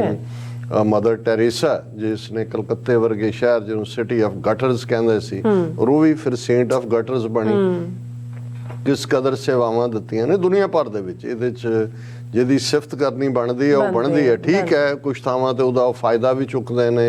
ਕਨਵਰਸ਼ਨ ਦੇ ਲਈ, ਈਸਾਈ ਬਣਾਉਣ ਲਈ, ਪਰ ਜਿਹੜੇ ਭੁੱਖੇ ਨੰਗੇ ਪਿਆਸੇ ਮਰ ਰਹੇ ਹੁੰਦੇ ਨੇ ਉਹਨਾਂ ਦੇ ਲਈ ਤਾਂ ਰੋਟੀ ਜਾਂ ਐਜੂਕੇਸ਼ਨ ਜ਼ਰੂਰੀ ਹੁੰਦੀ ਹੈ, ਉਹਨਾਂ ਨੇ ਬਾਕੀ ਕਿਸੇ ਤੋਂ ਕੀ ਲੈਣਾ ਹੁੰਦਾ। ਸੋ ਇਹਨਾਂ ਸਭ ਹਾਲਾਤਾਂ ਦੇ ਚਲਦੇ ਆ ਯੂਨਾਈਟਿਡ ਨੇਸ਼ਨਸ ਦੀ ਇਹ ਵੱਡੀ ਦੇਣ ਹੈ ਕਿ ਉਹਨਾਂ ਨੇ ਆਪਣੀਆਂ ਸੰਸਥਾਵਾਂ ਰਾਹੀਂ food programme, medical help crisis ਦੇ ਵਿੱਚ, ਜਾਂ ਜਿਵੇਂ ਹੁਣ ਟਰਕੀ ਔਰ ਸੀਰੀਆ ਦੇ ਵਿੱਚ ਅਰਥਕੁਏਕ ਨੇ ਤਬਾਹੀ ਕੀਤੀ, ਪਹਿਲਾਂ ਸੁਨਾਮੀ, ਹਰੀਕੇਨ, ਹੇਤੀ ਦੇ ਵਿੱਚ ਅਰਥਕੁਏਕ, ਔਰ ਸਾਰਾ। ਹੁਣ ਇਹ ਲੰਬਾ ਚੌੜਾ ਮੈਂ ਇਸ ਲਈ ਵੀ ਬਿਆਨ ਕਰ ਰਿਹਾ ਕਿ ਜਦੋਂ ਅਸੀਂ ਯੂਕਰੇਨੀਅਨ ਕ੍ਰਾਈਸਿਸ ਦੀ ਗੱਲ ਕਰਦੇ ਹਾਂ ਉਸ ਦੇ ਦੋ ਆਸਪੈਕਟ ਨੇ। ਇੱਕ ਪੋਲੀਟੀਕਲ ਆਸਪੈਕਟ ਹੈ, ਉਹ ਡਿਬੇਟੇਬਲ ਹੋਏਗਾ ਕਿ ਭਾਈ ਰਸ਼ੀਆ ਔਰ ਅਮਰੀਕਾ ਦੇ ਵਿੱਚ ਕੌਣ ਕਸੂਰਵਾਰ ਹੈ। ਜੇ ਯੂਕਰੇਨ ਜਦੋਂ ਅਸੀਂ ਡੈਲੀਗੇਸ਼ਨ ਤੋਂ ਬਾਅਦ ਆਪਸ 'ਚ ਵੀ ਗੱਲਬਾਤ ਕਰ ਰਹੇ ਸੀ ਡੈਲੀਗੇਸ਼ਨ ਮੈਂਬਰ, ਮੈਂ ਉਹਨਾਂ ਨੂੰ ਕਿਹਾ, ਮੈਂ ਕਿਹਾ ਜੀ ਕਈ ਵਾਰ ਇੱਕ ਨਿੱਕੀ ਜਿਹੀ ਗਲਤੀ ਕਿਸੇ ਲੀਡਰਸ਼ਿਪ ਦੀ ਜਾਂ ਕਿਸੇ ਦੌਰ ਦੀ ਉਹ ਕੌਮਾਂ ਨੂੰ ਵਕਤ ਪਾ ਦਿੰਦੀ ਹੈ। ਮੈਂ ਕਿਹਾ ਜਿਵੇਂ ਸਿੱਖ ਕੌਮ ਲਈ 1947 ਦੇ ਦੌਰ ਦਾ ਜਿਹੜਾ ਬਜਰ ਗੁਨਾਹ ਸਾਡੀ ਅਕਾਲੀ ਲੀਡਰਸ਼ਿਪ ਨੇ ਕੀਤਾ, ਅਸੀਂ ਫਰੰਗੀ ਦੀ ਗੁਲਾਮੀ ਚੋਂ ਨਿਕਲ ਕੇ ਬ੍ਰਾਹਮਣਵਾਦੀਆਂ ਦੀ ਗੁਲਾਮੀ 'ਚ ਫਸ ਗਏ। ਸੋ ਮੈਂ ਕਿਹਾ ਵੀ ਇਹ ਰੂਸ ਯੂਕਰੇਨ ਕ੍ਰਾਈਸਿਸ ਕਦੇ ਨਾ ਹੁੰਦਾ। ਹੁਣ ਜਦੋਂ ਸੋਵੀਅਤ ਯੂਨੀਅਨ ਸੀ, USSR ਜਿਹਨੂੰ ਕਹਿੰਦੇ ਸੀ, ਉਹਨਾਂ ਦੇ ਜਿਹੜੇ ਨਿਊਕਲੀਅਰ ਵੈਪਨ ਜਾਂ ਦੂਜੇ ਸੀ ਉਹ ਯੂਕਰੇਨ ਦੇ ਵਿੱਚ ਸੀ ਉਹਨਾਂ ਦੇ, ਕਿਉਂਕਿ ਸੂਬੇ ਸੀ ਇਹ ਸਾਰੇ ਦੇ ਸਾਰੇ, 15 ਉਹਨਾਂ ਦੇ ਪ੍ਰੋਵਿੰਸ ਸੀ। ਔਰ ਜੇ ਯੂਕਰੇਨ ਜਿਹੜਾ ਹੈ ਉਹ ਨਿਊਕਲੀਅਰ ਆਪਸ਼ਨ ਨਾ ਦਿੰਦਾ, ਨਾ ਛੱਡਦਾ, ਜਿਹੜੀ ਕਿ ਅਮਰੀਕਾ ਨੇ ਔਰ ਰੂਸ ਨੇ ਉਸ ਵੇਲੇ ਗੋਰਬਾਚੇਵ ਦੇ ਵੇਲੇ ਇਹ ਉਹਨਾਂ ਨੂੰ ਐਸ਼ੋਰ ਕੀਤਾ ਕਿ ਭਾਈ ਤੁਹਾਡੀ ਪ੍ਰੋਟੈਕਸ਼ਨ ਸਾਡਾ ਕੰਮ ਹੈ ਔਰ ਇਹ ਤੁਸੀਂ ਛੱਡ ਦਿਓ। ਤੇ ਜੇ ਯੂਕਰੇਨ ਦੇ ਕੋਲ ਨਿਊਕਲੀਅਰ ਵੈਪਨ ਹੁੰਦੇ ਤੇ ਰੂਸ ਕੋਈ ਡੇਅਰ ਥੋੜੀ ਕਰ ਸਕਦਾ ਸੀ ਅਟੈਕ ਕਰਦੇ। ਹਾਲਾਂਕਿ ਇੱਕ ਪਾਸੇ ਅਸੀਂ ਯੂਨਾਈਟਿਡ ਨੇਸ਼ਨਸ ਦਾ ਪੋਲੀਟੀਕਲੀ ਕਲੈਪਸ ਵੀ ਦੇਖ ਰਹੇ ਹਾਂ ਕਿ ਇੱਕ ਸੋਵਰਨ ਮੁਲਕ ਦੂਸਰੇ ਸੋਵਰਨ ਮੁਲਕ ਤੇ ਅਟੈਕ ਕਰਦਾ ਹੈ। UN ਨੇ ਕੀ ਕਰ ਲਿਆ, ਲੇਕਿਨ ਇਹ ਉਹਨਾਂ ਦੀ ਵੱਡੀ ਗਲਤੀ ਸੀ। ਸੋ ਮੈਂ ਕੋਟ ਕਰ ਰਿਹਾ ਸੀ ਉਹਨਾਂ ਨੂੰ, ਮੈਂ ਕਿਹਾ ਜੀ ਜਦੋਂ ਇੰਡੀਆ ਨੇ 1998 'ਚ ਵਾਜਪਾਈ ਵੇਲੇ ਨਿਊਕਲੀਅਰ ਬਲਾਸਟ ਕੀਤੇ ਔਰ ਆਲਮੋਸਟ 2 ਹਫ਼ਤੇ ਬਾਅਦ ਪਾਕਿਸਤਾਨ ਨੇ, ਉਹਨਾਂ ਨੇ 5 ਕੀਤੇ, ਉਹਨਾਂ ਨੇ 6 ਕੀਤੇ, ਔਰ ਜਾਪਾਨ ਜਿਹਨੇ ਜਿਹੜੀ ਮਦਦ ਇੰਡੀਆ ਪਾਕਿਸਤਾਨ ਸਾਰਿਆਂ ਦੀ ਕਰਦੇ ਸੀ ਉਹਨਾਂ ਨੇ ਰੋਕ ਦਿੱਤੀ। ਔਰ ਜਾਪਾਨ ਦਾ ਫੋਰਨ ਮਿਨਿਸਟਰ ਜਿਹੜਾ ਹੈ ਉਹ ਗਿਆ ਪਾਕਿਸਤਾਨ ਦੇ ਦੌਰੇ ਤੇ, ਗੌਹਰ ਅਯੂਬ ਉਹਨਾਂ ਦਾ ਫੋਰਨ ਮਿਨਿਸਟਰ ਸੀ, ਜਨਰਲ ਅਯੂਬ ਖਾਨ ਜਿਹੜਾ ਪਹਿਲਾ ਮਿਲਟਰੀ ਕਮਾਂਡਰ ਔਰ ਬਾਅਦ 'ਚ ਪ੍ਰੈਜ਼ੀਡੈਂਟ ਰਿਹਾ, ਉਹਦਾ ਬੇਟਾ। ਉਹਨੇ ਕਿਹਾ ਜੀ ਅਸੀਂ ਤਾਂ ਹੀਰੋਸ਼ੀਮਾ ਨਾਗਾਸਾਕੀ ਦਾ, ਜਾਪਾਨ ਦਾ ਫੋਰਨ ਮਿਨਿਸਟਰ ਕਹਿੰਦਾ ਵੀ ਅਸੀਂ ਤਾਂ ਦੁਕਾਨ ਦੇਖਿਆ ਔਰ ਇਹ ਤੁਸੀਂ ਬੰਦ ਕਰੋ, ਕੈਪ ਕਰੋ ਆਪਣਾ ਨਿਊਕਲੀਅਰ ਪ੍ਰੋਗਰਾਮ ਜਾਂ ਦੂਜਾ। ਤੇ ਉਹਨੇ ਕਿਹਾ, ਗੌਹਰ ਅਯੂਬ ਨੇ ਉਹਨੂੰ ਕਿਹਾ, ਮਿਸਟਰ ਵੀ ਤੁਸੀਂ ਸਮਝਦੇ ਹੋ ਵੀ ਜੇ ਤੁਹਾਡੇ ਕੋਲ ਐਟਮ ਬੰਬ ਹੁੰਦਾ 1945 ਦੇ ਵਿੱਚ ਤੇ ਅਮਰੀਕਾ ਤੁਹਾਡੇ ਤੇ ਹੀਰੋਸ਼ੀਮਾ ਨਾਗਾਸਾਕੀ ਤੇ ਬੰਬ ਸੁੱਟਦਾ, ਉਹ ਚੁੱਪ ਕਰ ਗਿਆ। ਉਹਨੇ ਕਿਹਾ ਜੀ ਸਾਡਾ ਪ੍ਰੋਗਰਾਮ ਵੀ ਨਿਊਕਲੀਅਰ ਡੈਟਰੈਂਟ ਹੈ ਔਰ ਕਿਉਂਕਿ ਉਹਨਾਂ ਦੇ ਕੋਲ ਉਹਨਾਂ ਨੇ ਤਾਂ 1971 'ਚ ਹੀ ਕਰ ਲਿਆ ਸੀ ਔਰ ਸਾਨੂੰ ਇਹ ਜ਼ਰੂਰੀ ਸੀ, ਆਲਰੇਡੀ ਸਾਡਾ ਮੁਲਕ ਤਾਂ 2 ਹਿੱਸਿਆਂ 'ਚ ਉਹਨਾਂ ਨੇ ਤੋੜ ਦਿੱਤਾ, ਸੋ ਸਾਡੇ ਲਈ ਜ਼ਰੂਰੀ ਹੈ। ਸੋ ਮੈਂ ਇਹ ਦੇਖਦਾ ਜਦੋਂ ਯੂਕਰੇਨ ਦੇ ਕ੍ਰਾਈਸਿਸ ਨੂੰ ਮੈਂ ਸਮਝਣ ਦੀ ਕੋਸ਼ਿਸ਼ ਕਰਦਾ ਤੇ ਉਸ ਦੇ ਵਿੱਚ ਇੱਕ ਪਾਰਟ ਤਾਂ ਸ਼ਾਇਦ ਉਹਨਾਂ ਦਾ ਸਭ ਤੋਂ ਵੱਡਾ ਬਲੰਡਰ ਜਿਹੜਾ ਹੈ ਉਹ ਨਿਊਕਲੀਅਰ ਆਪਸ਼ਨ ਛੱਡਣਾ ਸੀ। ਜੀ ਦੂਸਰਾ ਜਿਸ ਨੂੰ ਜਿਹੜੇ ਕਹਿੰਦੇ ਨੇ ਪੰਜਾਬੀ ਦਾ ਇੱਕ ਅਖਾਣ ਹੈ ਕਿ ਬਗਾਨੀ ਸ਼ਹਿ ਤੇ ਮੁੱਛ ਮਨਾਉਣਾ, ਕਿਉਂਕਿ ਕਈ ਚੀਜ਼ਾਂ ਹੀ ਪੇਂਡੂ ਡਾਇਲੈਕਟਸ ਦੇ ਵਿੱਚ ਚੱਲਦੀਆਂ ਨੇ। ਇੱਕ ਐਕਸਪ੍ਰੈਸ਼ਨ ਹੈ ਕਿ ਵੀ ਜਦੋਂ ਰੂਸ ਨੂੰ ਇਹ ਸ਼ੋਰ ਕੀਤਾ ਗਿਆ ਸੀ ਕਿ ਭਾਈ ਇਹ ਯੂਕਰੇਨ ਔਰ ਇਹ ਮੁਲਕ ਜਿਹੜੇ ਨੇ ਪੋਲੈਂਡ ਔਰ ਦੂਸਰੇ ਤੀਸਰੇ ਪੋਲੈਂਡ ਜਿਹੜੇ ਨਾਲ ਹੈ ਰੋਮਾਨੀਆ ਔਰ ਦੂਜੇ, ਇਹ ਮੈਂਬਰ ਨਹੀਂ ਬਣਨਗੇ ਨੈਟੋ ਦੇ, ਫਿਰ ਅਮਰੀਕਾ ਵੱਲੋਂ ਪੁਸ਼ ਕਰਦੇ ਕਰਦੇ ਕਰਦੇ ਉੱਥੋਂ ਤੱਕ ਲੈ ਜਾਣਾ ਔਰ ਫਿਰ ਰਸ਼ੀਆ ਦਾ ਰਿਐਕਟ ਕਰਨਾ। ਉਹਨਾਂ ਦੀ ਇੱਕ ਆਪਣੀ ਜਸਟੀਫਿਕੇਸ਼ਨ ਹੈ ਕਿ ਭਾਈ ਤੁਸੀਂ ਲਿਆ ਕੇ ਬਾਰਡਰ ਸਾਡੇ ਬਰੂਹਾਂ ਦੇ ਉੱਤੇ ਰੱਖ ਦਿੱਤਾ ਔਰ ਉਹਨਾਂ ਨੇ ਰਿਐਕਟ ਕੀਤਾ। ਸੋ ਪੋਲੀਟੀਕਲੀ ਇਹਦੇ 'ਚ ਕੋਈ ਸ਼ੱਕ ਨਹੀਂ ਹੈ ਕਿ ਜਿਹੜੀ cold war era post second world war Soviet Union ਔਰ ਅਮਰੀਕਾ ਇਹਨਾਂ ਦੇ ਵਿਚਾਲੇ ਸੀ। USSR ਦੇ ਡਿਸਇੰਟੈਗਰੇਟ ਹੋਣ ਤੋਂ ਬਾਅਦ ਇੱਕ ਵਾਰ America as a super power ਉਸ ਦਾ ਉਭਾਰ ਹੋਇਆ 1990 ਤੋਂ ਬਾਅਦ, ਔਰ ਇਹ ਮੌਕਾ ਵੀ ਸੀ ਕਿ ਜੇ ਅਮਰੀਕਨਜ਼ ਗ੍ਰੇਸਫੁਲੀ ਇਸ ਸਾਰੀ ਸਿਚੁਏਸ਼ਨ ਨੂੰ ਡੀਲ ਕਰਦੇ ਤੇ ਯੂਰਪ, ਜਿੱਥੋਂ ਪਹਿਲੇ ਦੋ ਵਰਲਡ ਵਾਰ ਵੀ first world war second world war ਉੱਥੋਂ ਹੀ ਓਰੀਜਿਨੇਟ ਹੋਇਆ, ਉਸ ਨੂੰ ਰੋਕਿਆ ਜਾ ਸਕਦਾ ਸੀ। ਪਰ ਹੁਣ ਅਗੇਨ ਇੱਕ ਨਵੀਂ ਪੋਲਰਾਈਜੇਸ਼ਨ ਵੱਲ ਦੁਨੀਆ ਧੱਕੀ ਗਈ ਹੈ। ਹੁਣ ਫॉर ਅਮਰੀਕਾ ਜਾਂ ਅਗੇਂਸਟ ਅਮਰੀਕਾ ਲਾਈਨ ਹੈ ਜਾਂ ਫॉर ਰਸ਼ੀਆ ਅਗੇਂਸਟ ਰਸ਼ੀਆ। ਇਹਦੇ 'ਚ ਕੋਈ ਸ਼ੱਕ ਨਹੀਂ ਹੈ ਕਿ ਜਿਹੜੀ ਬਿਲਕੁਲ ਮਰ ਰਹੀ ਨੈਟੋ ਸੀ ਉਹਦੇ 'ਚ ਵੀ ਇੱਕ ਨਵੀਂ ਜ਼ਿੰਦਗੀ ਆਈ। ਪਰ ਇਸ ਸਾਰੇ ਨੇ ਜਿਸ ਪਾਸੇ ਵੱਲ ਇਸ ਕਲੈਸ਼ ਨੂੰ ਧੱਕ ਦਿੱਤਾ ਹੈ ਔਰ ਜਿਸ ਕਿਸਮ ਦਾ ਈਵਨ ਨਿਊਕਲੀਅਰ ਫਲੈਸ਼ ਪੁਆਇੰਟ ਔਰ ਰਸ਼ੀਆ ਨੇ ਵਨ ਸਾਈਡਡ ਜੋ ਇਹਨਾਂ ਦਾ ਨਿਊਕਲੀਅਰ ਸੰਧੀ ਵੀ ਸੀ ਉਹ ਵੀ ਕੈਂਸਲ ਕੀਤੀ ਜਾਂ ਦੂਜੀ। ਸੋ ਪੋਲੀਟੀਕਲ ਐਸਪੈਕਟ ਜਿਹੜਾ ਉਹ ਆਪਣੀ ਥਾਂ ਤੇ ਹੈ, ਉਹਦੇ 'ਚ ਸਾਡੀ ਇੱਕ ਪੋਜੀਸ਼ਨ ਹੈ ਕਿਉਂਕਿ ਅਸੀਂ ਆਪਣਾ ਅਕਾਊਂਟ ਵੀ ਸੈਟਲ ਕਰਨਾ ਹੈ ਰਸ਼ੀਆ ਦੇ ਨਾਲ। ਇਹਨਾਂ ਨੇ ਜੋ ਜੂਨ 84 KGB ਔਰ ਇਹਨਾਂ ਦਾ ਰੋਲ ਰਿਹਾ,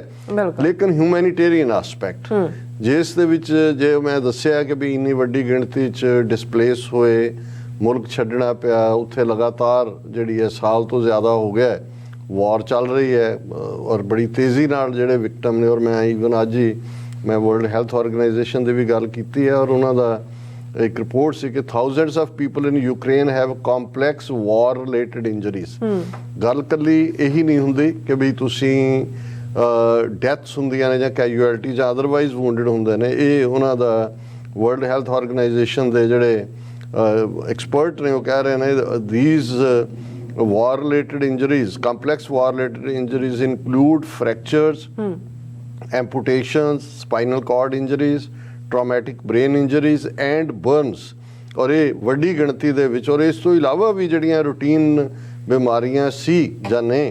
ਉਹ ਜਿਹੜੀਆਂ ਨੇ ਐਕਸਲਰੇਟ ਹੋਇਆ ਉਹਨਾਂ ਦਾ ਰੇਟ, ਕਿਉਂਕਿ ਵੈਸੇ ਵੀ ਕੋਵਿਡ ਨੇ 2 ਸਾਲ ਵੈਸੇ ਹੀ ਬੰਦ ਕਰਤਾ ਔਰ ਪਿਛਲੇ 1 ਸਾਲ ਤੋਂ ਉਸ ਦੇ ਵਿੱਚੋਂ ਧੱਕੇ ਗਏ। ਸੋ ਇਸ ਹਿਊਮੈਨੀਟੇਰੀਅਨ ਐਸਪੈਕਟ ਦੇ ਉੱਤੇ ਮੈਂ ਸਮਝਦਾ ਵੀ ਸਾਨੂੰ ਸਿੱਖ ਕੌਮ ਨੂੰ, ਜਿਸ ਦਾ ਆਪਣਾ ਸਾਡਾ ਘਰ ਨਹੀਂ ਹੈ,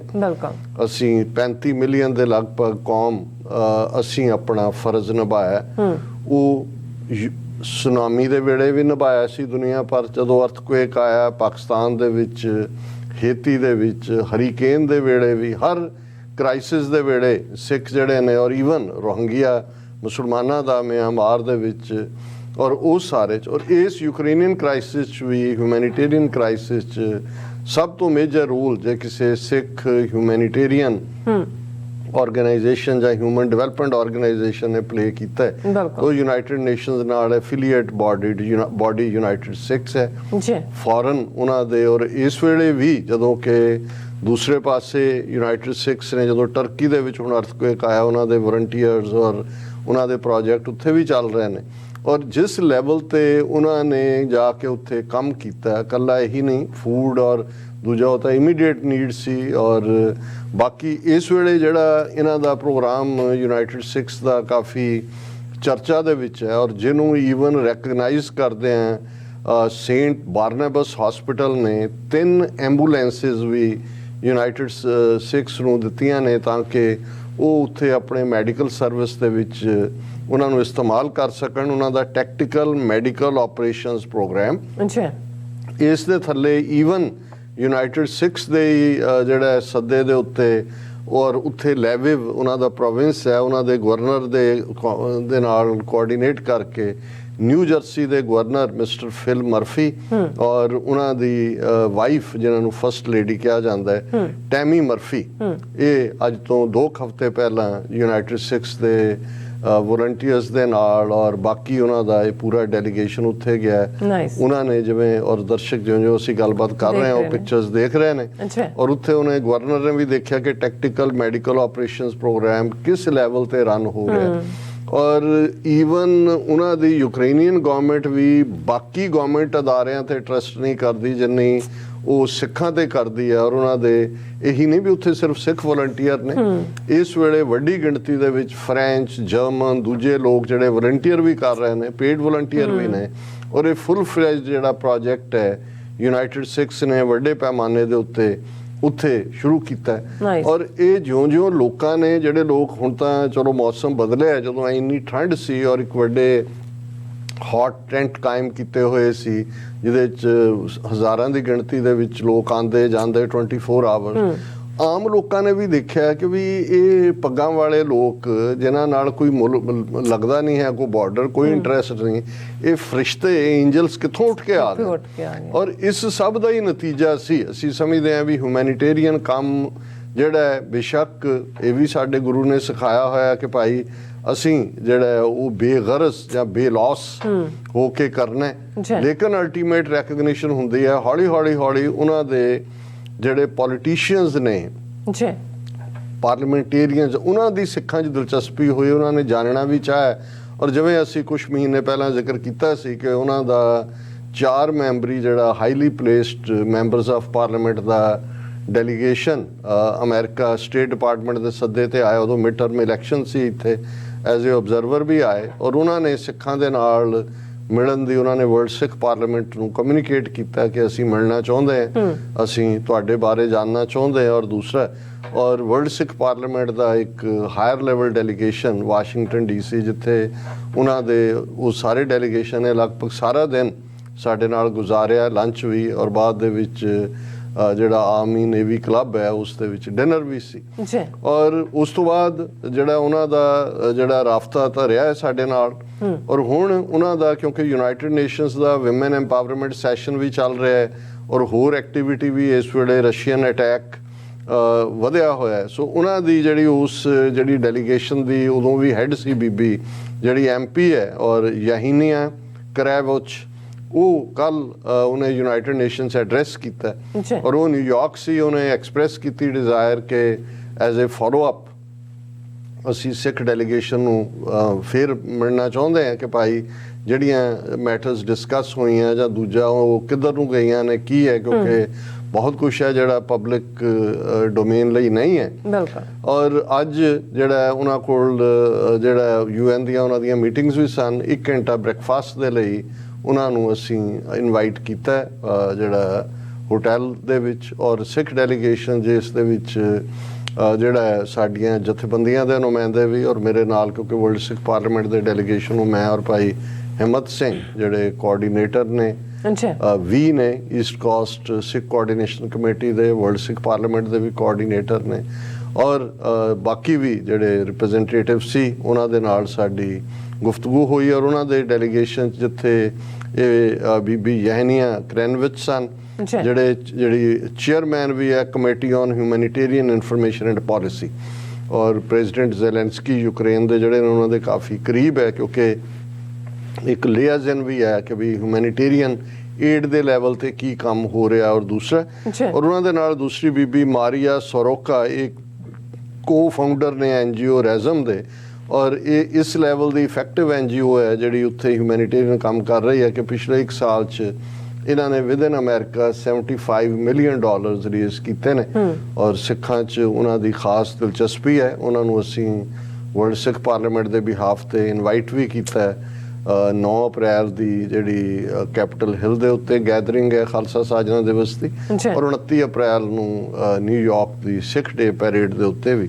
ਔਰ ਤੀਸਰੇ attorney at law mister Victor ਜੇ ਹਾਰਲਿੰਗਟਨ ਜਿਹੜੇ ਕਿ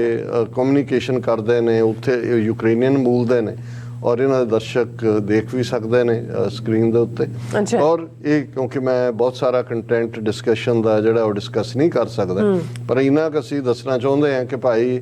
ਉਹ ਇੰਨਾ ਕੰਫਰਟੇਬਲ ਮਹਿਸੂਸ ਕਰਦੇ ਨੇ ਸਿੱਖਾਂ ਦੇ ਨਾਲ। ਉਹਨਾਂ ਨੇ ਜ਼ਾਹਰ ਹੈ ਜੋ ਮਦਦ ਹੋਈ ਹੈ, ਹੋ ਰਹੀ ਹੈ। ਹੁਣ 3 ਐਂਬੂਲੈਂਸਿਸ ਜਿਹੜੀਆਂ ਖਾਸ ਤੌਰ ਤੇ ਟੈਕਟੀਕਲ ਮੈਡੀਕਲ ਆਪਰੇਸ਼ਨਸ ਪ੍ਰੋਗਰਾਮ ਲਈ ਜਿਹੜੀਆਂ ਨੇ ਉਹ ਗਈਆਂ ਨੇ, ਨਾਈਸ, ਉਸ ਨੂੰ ਉਹਨਾਂ ਨੇ ਐਪਰੀਸ਼ੀਏਟ ਕੀਤਾ। ਉਹਨਾਂ ਨੇ ਆਪਣੀਆਂ ਹੋਰ ਵੀ ਨੀਡਸ ਜਿਹੜੀਆਂ ਨੇ ਉਹਨਾਂ ਦਾ ਜ਼ਿਕਰ ਕੀਤਾ। ਪਰ ਜਿਵੇਂ ਜੋ ਸਾਡੀ ਸਿਚੁਏਸ਼ਨ ਹੈ ਉਸ ਬਾਰੇ ਵੀ ਸਿੰਪੈਥੀ ਦੇ ਨਾਲ ਉਹਨਾਂ ਦੇ, ਕਿਉਂਕਿ ਉਹ ਤਾਂ ਆਪ ਇਨ ਦਾ ਥਿਕ ਆਫ ਵਾਰ ਨੇ, ਸੋ ਉਹ ਤਾਂ ਇਸ ਵੇਲੇ ਤਾਂ ਉਹ ਇਹੀ ਸਮਝ ਸਕਦੇ ਨੇ ਕਿ ਭਾਈ ਉਹਨਾਂ ਦੇ ਨਾਲ ਉਹ ਲੋਕ ਆ ਕੇ ਖਲੋਤੇ ਨੇ। ਠੀਕ ਹੈ, ਪੈਸੇ ਦੀ ਉਹਨਾਂ ਨੂੰ $40 ਬਿਲੀਅਨ ਅਮਰੀਕਾ ਨੇ ਦਿੱਤਾ, ਹਥਿਆਰ F-16 ਦੇਣੇ ਨੇ, ਨਹੀਂ ਦੇਣੇ, UK ਕੀ ਦੇ ਰਿਹਾ, ਫਲਾਣਾ ਕੀ ਦੇ ਰਿਹਾ, ਢਿਮਕਾ ਕੀ ਦੇ ਰਿਹਾ, ਇਹ ਬਿਸਾਈਡਸ ਦਾ ਪੁਆਇੰਟ। ਔਰ ਸਾਡਾ ਉਸ ਐਸਪੈਕਟ ਦੇ ਉੱਤੇ ਕੋਈ ਬਹੁਤਾ ਆਪਣਾ ਨਜ਼ਰੀਆ ਵੀ ਅਸੀਂ ਨਹੀਂ ਦਿੱਤਾ, ਲੇਕਿਨ ਇਹ ਗੱਲ ਅਸੀਂ ਉਹਨਾਂ ਨੂੰ ਜ਼ਰੂਰ ਯਾਦ ਦਹਾਨੀ ਕਰਵਾਈ ਕਿ ਭਾਈ ਅਲਟੀਮੇਟਲੀ ਇਹ ਨਹੀਂ ਹੈ ਕਿ ਸਾਡੀ ਤਵੱਕੋ ਹੁੰਦੀ ਹੈ, ਅਸੀਂ ਸਮਝਦੇ ਹਾਂ ਕਿ ਜੇ ਅੱਜ ਇੱਕ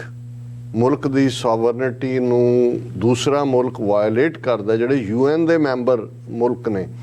ਔਰ ਇੰਡੀਆ ਵਰਗਾ ਮੁਲਕ ਜਿਹੜਾ ਆਪਣੇ ਆਪ ਨੂੰ ਲਾਰਜੈਸਟ ਡੈਮੋਕ੍ਰੇਸੀ ਔਰ ਅਦਰਵਾਈਜ਼ ਕਹਿੰਦਾ ਹੈ, ਉਹ ਇੱਕੋ ਵੇਲੇ ਔਰ ਮੈਂ ਉਹਨਾਂ ਨੂੰ ਬਰੀਫਿੰਗ ਦੱਸਿਆ, ਮੈਂ ਕਿਹਾ ਤੁਸੀਂ ਡਾਟਾ ਦੇਖੋ ਕਿ ਇਸ 1 ਸਾਲ 'ਚ ਇੰਡੀਆ ਨੇ 34 ਗੁਣਾ ਜ਼ਿਆਦਾ ਜਿਹੜਾ ਆਇਲ ਹੈ ਉਹ ਰਸ਼ੀਆ ਤੋਂ ਲਿਆ ਹੈ। ਨਾਟ 34% ਬਟ 34 ਟਾਈਮਸ। ਔਰ ਜਿਨ੍ਹਾਂ ਦਾ ਟ੍ਰੇਡ ਰਸ਼ੀਆ ਨਾਲ $4-5 ਬਿਲੀਅਨ ਤੋਂ ਜ਼ਿਆਦਾ ਨਹੀਂ ਸੀ, ਇਹਦੀ ਬਦੌਲਤ $20 ਬਿਲੀਅਨ ਦਾ ਜਿਹੜਾ ਹੈ ਉਹ ਉਹਨਾਂ ਦਾ ਟ੍ਰੇਡ ਹੈ। ਫਿਰ ਜ਼ਿਕਰ G20 ਦਾ ਚੱਲਿਆ ਕਿ ਭਾਈ G20 ਦੇ ਫੋਰਨ ਮਿਨਿਸਟਰਸ ਦੀ ਕੋਈ ਜੁਆਇੰਟ ਕਮਿਊਨੀਕੇਸ਼ਨ ਨਹੀਂ ਸੀ, ਕਿਉਂਕਿ ਇੰਡੀਆ ਜਿਹੜਾ ਹੈ ਉਹ running with the hair and hunting with the hound, ਇਸ ਕਿਸਮ ਦੀ ਸਿਚੁਏਸ਼ਨ ਹੈ। ਔਰ ਇਕੱਲਾ ਇਹ ਨਹੀਂ ਹੈ ਕਿ ਬਈ ਹੁਣ ਜੇ ਲਗਭਗ 20,000 ਦੇ ਕਰੀਬ ਮੈਡੀਕਲ ਸਟੂਡੈਂਟ ਜਿਹੜੇ ਯੂਕਰੇਨੀਅਨ ਯੂਨੀਵਰਸਿਟੀ 'ਚ ਪੜ੍ਹਦੇ ਸੀ ਜੰਗ ਤੋਂ ਪਹਿਲਾਂ, ਉਹ ਗਏ ਵਾਪਸ। ਉਹਨਾਂ 'ਚੋਂ ਆਲਮੋਸਟ 16-17,000 ਰਸ਼ੀਅਨ ਯੂਨੀਵਰਸਿਟੀਆਂ 'ਚ ਪੜ੍ਹ, ਸੋ ਇਸ ਗੱਲ ਨੂੰ ਬਹੁਤ ਚੰਗੀ ਤਰ੍ਹਾਂ ਸਮਝਦੇ ਸੀ। ਔਰ ਖਾਸ ਤੌਰ ਤੇ ਉਹਨਾਂ ਨੂੰ ਇਸ ਗੱਲ ਦਾ ਅਹਿਸਾਸ ਹੈ ਕਿ ਭਾਈ ਇੰਡੀਆ ਜਿਹੜਾ ਇਸ ਸਭ ਦੇ ਵਿੱਚ ਰਸ਼ੀਆ ਦੇ ਨਾਲ, ਚਾਈਨਾ ਕੀ ਕਰ ਰਿਹਾ ਹੈ, ਰਸ਼ੀਆ ਦਾ ਆਪਣਾ ਬਲੌਕ ਕੀ ਹੈ, ਉਹ ਉਹਨਾਂ ਨੂੰ ਨਹੀਂ ਹੈ। ਉਹਨਾਂ ਨੂੰ ਪਤਾ ਹੈ ਉਹ ਤਾਂ ਸਦੀਆਂ ਤੋਂ ਰਸ਼ੀਆ ਦੀ ਉਸ ਡੋਮੀਨੈਂਸ ਦੇ ਥੱਲੇ ਰਹੇ ਨੇ, 23-24 ਸਾਲ ਪਹਿਲਾਂ ਹੀ ਉਹਨਾਂ ਦੇ ਨੂੰ ਫਰੀडम ਮਿਲੀ। ਔਰ ਲੇਕਿਨ ਇੱਕ ਗੱਲ ਬੜੀ ਜ਼ਾਹਰ ਸੀ, ਡੈਲੀਗੇਸ਼ਨ ਦੇ ਇੱਕ ਮੈਂਬਰ ਨੇ ਗੱਲ ਕਹੀ ਕਿ ਵੀ ਕੋਈ ਐਸਾ ਤਰੀਕਾ ਨਹੀਂ ਹੈ ਜਿਹਦੇ ਨਾਲ ਰੂਸ ਔਰ ਯੂਕਰੇਨ 'ਚ ਕੋਈ ਡਾਇਲੌਗ ਹੋ ਸਕੇ। ਔਰ ਉਹਦਾ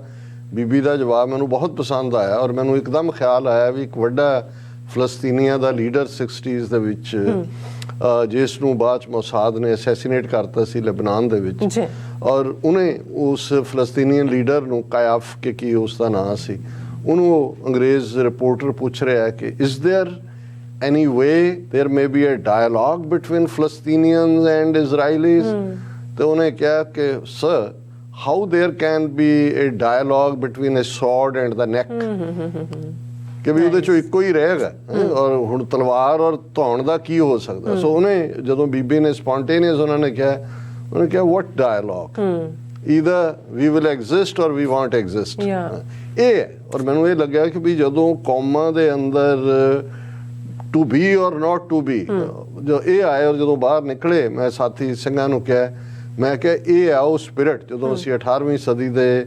ਸਿੰਘਾਂ ਦੀ ਸਪਿਰਿਟ ਦੇਖਦੇ ਹਾਂ ਕਿ ਰਾਜ ਕਰੇ ਹੈ,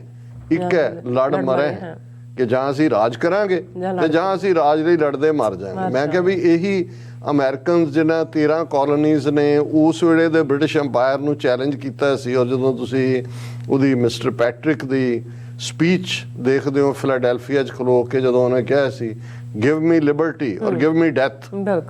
ਵਿਚਾਲਾ ਕੋਈ ਰਸਤਾ ਹੀ ਨਹੀਂ ਹੈ, ਜਾਂ ਅਸੀਂ ਆਜ਼ਾਦ ਹੋਵਾਂਗੇ ਜਾਂ ਮਰਾਂਗੇ, ਰਾਜ ਕਰੇ ਹੈ ਇੱਕ ਹੈ ਲੜ ਮਰੇ। ਜਦੋਂ ਬੀਬੀ ਨੇ ਕਿਹਾ ਕਿ ਇਹ ਤਾਂ ਸਵਾਲ ਹੀ ਹੈ, ਇਧਰ ਵੀ ਵਿਲ ਐਗਜ਼ਿਸਟ ਔਰ ਵੀ ਵੋਂਟ ਐਗਜ਼ਿਸਟ। ਔਰ ਇਹੀ ਗੱਲ ਉਹਨਾਂ ਦੇ ਪ੍ਰੈਜ਼ੀਡੈਂਟ, ਉਹਨਾਂ ਦੀ ਫਸਟ ਲੇਡੀ ਜਦੋਂ US ਕਾਂਗਰਸ ਨੂੰ ਐਡਰੈਸ ਕਰਦੇ ਨੇ। ਸੋ ਇਹ ਇੱਕ, ਕਿਉਂਕਿ ਅਸੀਂ ਲੜ ਰਹੇ ਹਾਂ ਬੜੇ ਹੈਵੀ ਆਡਸ ਦੇ ਵਿੱਚ, 2% ਲੋਕ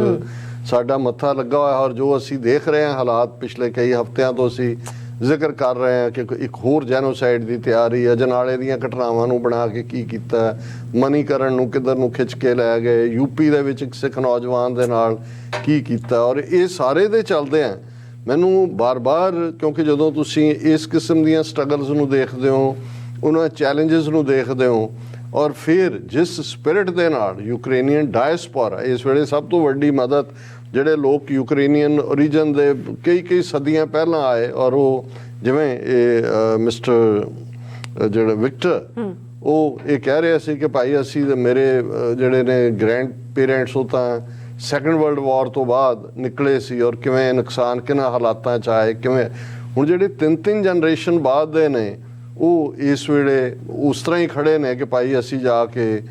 ਜੂਝਣਾ ਔਰ ਹਰ ਕਿਸਮ ਦੀ ਮਦਦ। ਔਰ ਅਸੀਂ ਵੀ ਇੱਕ ਪਾਸੇ ਭਾਵੇਂ ਅਫਸੋਸ ਹੁੰਦਾ ਹੈ, ਪੰਜਾਬ ਤੋਂ ਜਹਾਜ਼ਾਂ ਦੇ ਜਹਾਜ਼ ਭਰ ਕੇ 2-2.5 ਲੱਖ ਯੰਗਸਟਰ ਹਰ ਸਾਲ ਨਿਕਲ ਰਹੇ ਨੇ, ਪਰ ਸਾਨੂੰ ਵੀ ਉਸ ਸਿਚੁਏਸ਼ਨ ਦੇ ਲਈ ਪ੍ਰਪੇਅਰ ਹੋਣ ਦੀ ਲੋੜ ਹੈ ਕਿ ਭਾਈ ਅਸੀਂ ਜਿਹੜਾ ਹੈ ਉਹ ਗਿਵ ਮੀ ਲਿਬਰਟੀ ਔਰ ਗਿਵ ਮੀ ਡੈਥ, ਇਸ ਸਪਿਰਿਟ ਦੇ ਨਾਲ ਜੂਝਣਾ। ਔਰ ਅੱਜ ਦੇ ਪ੍ਰੋਗਰਾਮ ਨੂੰ ਸਪਾਂਸਰ ਕਰਨ ਲਈ ਵੀਰ ਕੁਲਦੀਪ ਸਿੰਘ ਟਰਾਂਟੋ, ਔਰ ਇਹੀ ਜਿਵੇਂ ਹਰ ਇੱਕ ਦਾ ਹੁੰਦਾ ਕਿ ਆਪਣਾ ਨੈਰੇਟਿਵ ਸਿਰਜੀਏ, ਬਹੁਤ ਕੁਝ ਕਰਨ ਦੀ ਲੋੜ ਹੈ। ਸੋ ਸਾਡੇ ਜਿੰਨੇ ਸੀਮਤ ਸਾਧਨ ਨੇ, ਅਸੀਂ ਪੋਲੀਟੀਕਲੀ, ਸੋਸ਼ਲੀ, ਮੀਡੀਆ ਵਾਈਜ਼ ਆਪਣੀ ਗੱਲ ਨੂੰ ਅੱਗੇ ਤੋਰਨ ਦੀ ਕੋਸ਼ਿਸ਼ ਕਰ ਰਹੇ ਹਾਂ। ਔਰ ਵੀਰ ਕੁਲਦੀਪ ਸਿੰਘ ਜੀ ਦਾ ਬਹੁਤ-ਬਹੁਤ ਸ਼ੁਕਰੀਆ। ਜੀ ਡਾਕਟਰ ਸਾਹਿਬ, ਤੁਹਾਡਾ ਬਹੁਤ-ਬਹੁਤ ਸ਼ੁਕਰੀਆ। ਸਾਥੀਆਂ ਨੇ ਬ੍ਰੇਕ ਤੇ ਜਾਣ ਤੋਂ ਪਹਿਲਾਂ ਅਸੀਂ ਦਰਸ਼ਕਾਂ ਤੇ ਸਰੋਤਿਆਂ ਨੂੰ ਅਪੀਲ ਤੇ ਬੇਨਤੀ ਕਰਦੀ ਹਾਂ, ਵਿਊਅਰਸ, ਜਿਸ ਤਰ੍ਹਾਂ ਕਿ ਤੁਸੀਂ ਜਾਣਦੇ ਹੋ ਕਿ TV 84 ਹੱਕ ਸੱਚ ਇਨਸਾਫ ਦਾ ਜਿਹੜਾ ਚੈਨਲ ਹੈਗਾ, ਸੋ ਅਸੀਂ ਚਾਹਾਂਗੇ ਕਿ ਇਸ ਨੂੰ ਹੋਰ ਅੱਗੇ ਵਧਾਉਣ ਲਈ ਵੱਧ ਤੋਂ ਵੱਧ ਤੁਸੀਂ ਸਪੋਰਟ ਕਰੋ, ਮਾਈਕ ਸਹਾਇਤਾ ਕਰੋ। ਤੁਸੀਂ ਆਪਣੀ ਜਿਹੜੀ ਮਾਈਕ ਸਹਾਇਤਾ ਹੈ ਸਾਡੀ ਵੈਬਸਾਈਟ tv84.tv ਤੇ ਜਾ ਕੇ ਪੇਪਲ ਦੀ ਵਰਤੋਂ ਕਰਕੇ 1 ਟਾਈਮ ਡੋਨੇਟ ਕਰ ਸਕਦੇ ਹੋ, ਮੰਥਲੀ ਡੋਨੇਟ ਵੀ ਕਰ ਸਕਦੇ ਹੋ। ਤੁਸੀਂ TV 84 ਦੇ ਨਾਮ ਤੇ ਚੈੱਕ ਬਣਾ ਕੇ ਸਾਨੂੰ ਮੇਲ ਵੀ ਕਰ ਸਕਦੇ ਹੋ ਸਾਡੇ ਇਸ ਪਤੇ ਤੇ 36-01 37th Avenue, ਲੌਂਗ ਆਈਲੈਂਡ ਸਿਟੀ, ਨਿਊਯਾਰਕ 11101 USA, ਜਾਂ ਫਿਰ ਤੁਸੀਂ ਸਾਨੂੰ ਫੋਨ ਰਾਹੀਂ ਵੀ ਸੰਪਰਕ ਕਰ ਸਕਦੇ ਹੋ। ਸਾਡੇ ਫੋਨ ਨੰਬਰ 235161911984। ਤੁਸੀਂ ਸਾਨੂੰ ਈਮੇਲ ਵੀ ਕਰ ਸਕਦੇ ਹੋ info@tv84.tv ਤੇ। ਅਸੀਂ ਤੁਹਾਡੇ ਤਹਿ ਦਿਲ ਤੋਂ ਸ਼ੁਕਰਗੁਜ਼ਾਰ ਹੋਵਾਂਗੇ। ਇਸ ਵਕਤ ਲੈਣੇ ਬ੍ਰੇਕ। ਵਿਊਅਰਸ, ਤੁਸੀਂ ਇਸੇ ਤਰ੍ਹਾਂ ਬਣੇ ਰਹਿਣਾ। ਮਿਲਦੇ ਹਾਂ ਛੋਟੇ ਜਿਹੇ ਵਕਫੇ ਤੋਂ ਬਾਅਦ।